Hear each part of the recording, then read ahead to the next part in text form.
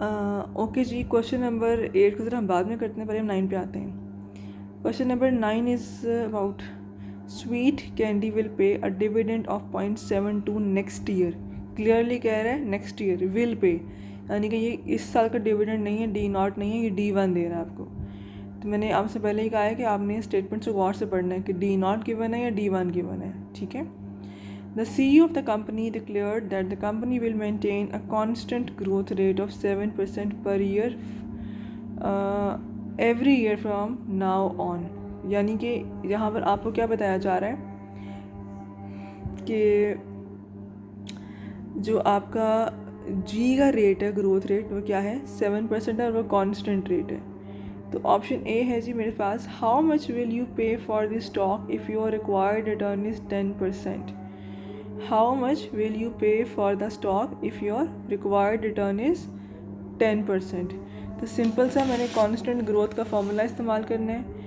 P0 is equal to D1 divide by RS minus G. D1 उसने खुद बताया हुआ है कि नेक्स्ट ईयर है, तो मैंने वही लिखा है 0.72। रिक्वायर्ड टर्न था 10%, 7% जी है, तो ये आ गया 24। ऑप्शन बी है जी, हाउ मच विल यू पे for the stock if your required return is 8%। Similar question है, सेम है, जो आपका आर पे 10 था, अब वो आर क्या हो गया 8 है। तो D1 वही सेम है, जी भी सेम है, सिर्फ आर जो है ना वो 10 से 8 किया है। अब आंसर क्या आ गया 72। ऑप्शन सी है जी, based on your answer in parts A and B give one disadvantage of the constant growth model. अपने अगर आंसर्स देखें तो उसकी वजह से बताएं कि क्या एक नुकसान हो सकता है कांस्टेंट ग्रोथ मॉडल का। आपका रिक्वायर्ड रिटर्न ज़्यादा था, 0.10 था, तो प्राइस ऑफ द स्टॉक कम थी। रिटर्न कम हुआ, जब आपका रिक्वायर्ड रिटर्न कम हुआ तो प्राइस बहुत ज़्यादा हो गई है, ठीक है।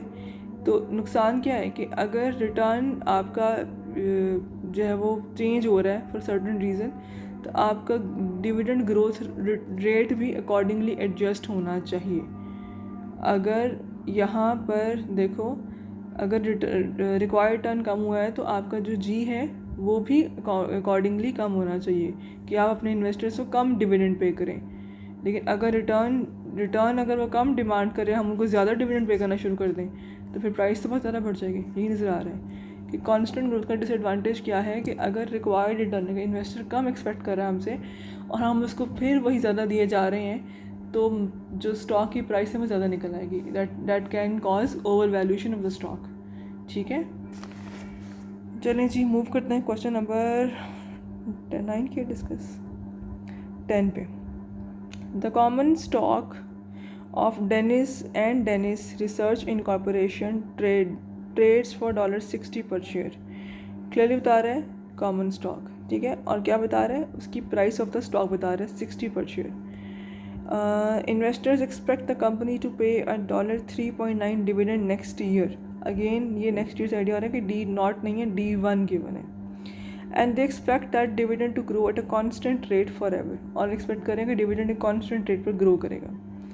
If investors require a 10% return on this stock, R है, what is the dividend growth rate that they are anticipating। यानी कि आपसे G सवाल पूछा जा रहा है, यही क्वेश्चन, यही है फॉर्मूला यही इस्तेमाल होगा। यानी कि आपको P भी दिया हुआ है, D1 भी दिया हुआ है, RS भी दिया हुआ है, G निकालना है। तो देखो मैंने वही फार्मूला इस्तेमाल किया। उसने बताया हुआ था शेयर प्राइस 60 है, D1 था 3.90, R था 10%, X आपको निकालना है। ये पूरी टर्म यहाँ जाके मल्टीप्लाई हो गई। जब फर्दर इसको सॉल्व किया तो ये 6 माइनस 60x हो गया, ठीक है। जब फर्दर सॉल्व किया इस पूरी टर्म को तो ये आंसर आया है 3.5%। कहने का मतलब ये है इस क्वेश्चन के ज़रिए कि ज़रूरी नहीं कि हमेशा आपसे P0 ही पूछा जाए, they can ask you D1 as well, they can ask you R as well. तो हमें अगर सब कुछ गिवन हो, कोई एक चीज़ मिसिंग हो तो हम निकाल सकते हैं। तो सवाल में आपसे P0 नहीं, उसने G पूछा हुआ था, तो वो अपनी ईजिली निकाल सकते हैं, right. Okay ji, moving towards question number 11 now. Christine Law is the Chief Investment Officer for Elite Investment Company. She is now calculating the equity value of Ray's Food Company. She compile the following dividend information for the company. जब मैं इससे पहले कि further continue करूँ, ये question ज़रा important है तो इसको ज़रा ध्यान से समझना आपने।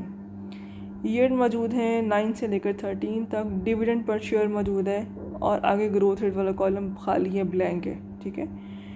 ऑप्शन ए है जो complete the table by filling in the growth rate for each year, यानी कि हमें मेरे टेबल को मुकम्मल करना है। तो हमें बेसिकली टेबल में क्या मिसिंग है, ग्रोथ रेट, जी निकालना है आपको। तो जी निकालने के लिए एक फॉर्मूला तो हमने अभी डिस्कस किया ना, ये वाला, ये तब अगर जब पी मौजूद हो, डी मौजूद हो, आर मौजूद हो। यहाँ पर तो कुछ मौजूद नहीं है, यहाँ सिर्फ डीज मौजूद है, यानी कि डिविडेंड्स मौजूद हैं हर साल के। In that case you can use the formula of, वही जो मैंने अभी यूज़ किया था कुछ से पहले,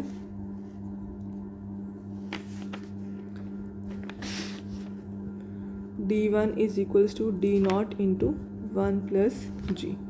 आपने इस फार्मूले की मदद से टेबल को मुकम्मल करना है। एग्जाम्पल बताती हूँ कि मैंने इसे 13 का निकालना है, 2013 ये मेरे सामने है, इसका मुझे डिविडेंड निकालना है। तो मैंने फार्मूला इस्तेमाल किया D1 is equals to D0 into 1 plus g. अब D1 यहाँ पर क्या होगा 2013 के केस में, मैं दिखा के सॉल्व मैं बताती हूँ कैसे किया। Let me show you.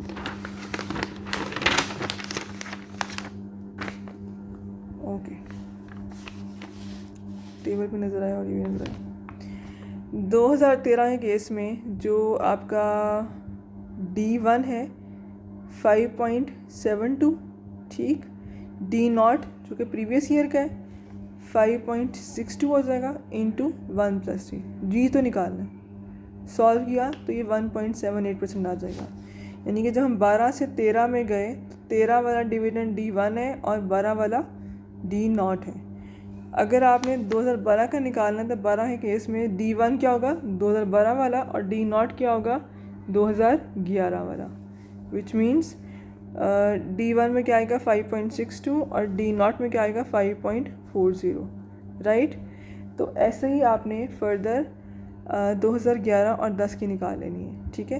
जब 9 पे आएंगे ना तो 9 का मसला क्या है, 9 के लिए कुछ बेस ईयर अवेलेबल नहीं है।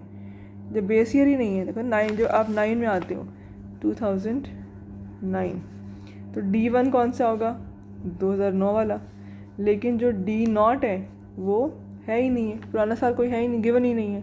तो इस केस में आपका ग्रोथ रेट नहीं निकल सकता, सिर्फ 2009 में। बाकी 10, 11, 12 और 13 का निकल सकता है। तो मैंने 13 और 12 का तो निकाला हुआ था, बाकी जो है वो आपने 11 और 10 का निकालना है। ऑप्शन बी है जी, what is the average growth rate of the stock. हमें क्या करना है, हमें एक एवरेज ग्रोथ रेट निकालनी है स्टॉक की। तो एवरेज कैसे निकालते हैं, जो भी आपके सामने फिगर्स आती हैं, ये आपने सबके यहाँ पर डिविडेंड के रेट्स निकाल लिए होंगे। आपने सिंपली उनकी एवरेज ले लेनी है, ठीक है। यहाँ पर तो कुछ भी नहीं है 9 में, 10, 11, 12 और 13 इन सब को आप प्लस करेंगे, डिवाइड बाय नंबर करेंगे तो एक एवरेज रेट ऑफ रिटर्न आपके सामने आ जाएगा, ठीक। सी पार्ट है जी, टुडे इज़ 2013, ये आज की बात कर रहे हैं, 2013 में इस यहाँ पर है। And the company just paid $5.72 dividend, जो कि नज़र भी आ रहा है, कंपनी ने 5.72 डिविडेंड पे कर दिया है। अब ये डिविडेंड इस साल का नेक्स्ट ईयर का नहीं है, D0 है, D1 नहीं है। Christine believes that the company's dividend will grow constantly at the rate you calculated in part B. Christine को लगता है कि डिविडेंड जो ग्रोथ रेट है वो क्या होगा, ये जो आपने पार्ट बी में एवरेज ग्रोथ रेट निकाला होगा, जो आपने एवरेज इन सब के लिए है, वही वाला कांस्टेंट ग्रोथ रेट बन जाएगा। Given that the required return is 10%, what is the value of the stock. यानी कि हमें क्या निकालना है, P0 निकालना है। तो पहली बात तो ये है कि हमें जो 2013 में D0 गिवन था, हमें पहले D1 निकालना है। फॉर्मूला क्या होगा, D1 is equals to D0 into 1 plus g. अब D0 तो पता है कि 5.72 है, लेकिन G मुझे नहीं पता क्या है। क्यों, क्योंकि G आपने कौन सा लेना है, जो आपके आंसर पार्ट बी का आंसर जो एवरेज निकाला था, जो भी उसका आंसर आएगा वो आपने यहाँ पर कंप्यूट करना है उसको, और उस आंसर की मदद से आपने पहले D1 निकालना है। यानी कि D1 से मुराद है मेरा 2014 का डिविडेंड बनेगा वो, ठीक है, एक्सपेक्टेड डिविडेंड नेक्स्ट ईयर। फिर आपने पी नॉट निकालना है। D1 तो आपने निकाल लिया, वो लिखा। R आप उसने कहा था 10% है मेरा ख्याल है, हाँ जी। और G अगेन आपने वही इस्तेमाल करना है जो कि पार्ट बी में निकाला हुआ है, मैंने यहाँ पे लिखा हुआ है। इसका मतलब ये है कि 2013 की वैल्यू निकालनी है प्राइस ऑफ स्टॉक, तो आपको उसके लिए 2014 का डिविडेंड रिक्वायर्ड है। हमें जो डिविडेंड गिवन था सवाल में वो 2013 वाला ही है, तो यानी कि हमें पहले 2014 का डिविडेंड कंप्यूट करना है and then we will move towards the valuation of the stock, right. तो इस तरीके से इस क्वेश्चन को आप लोगों ने सॉल्व करना है, मतलब आधा। Okay girls, as far as today is concern, मतलब हमने अभी तक जो है वो कांस्टेंट ग्रोथ मॉडल और ज़ीरो ग्रोथ मॉडल को डिस्कस कर लिया हुआ है, और अभी हम जो है वो बात करने जाएंगे अबाउट वेरिएबल ग्रोथ रेट, ठीक।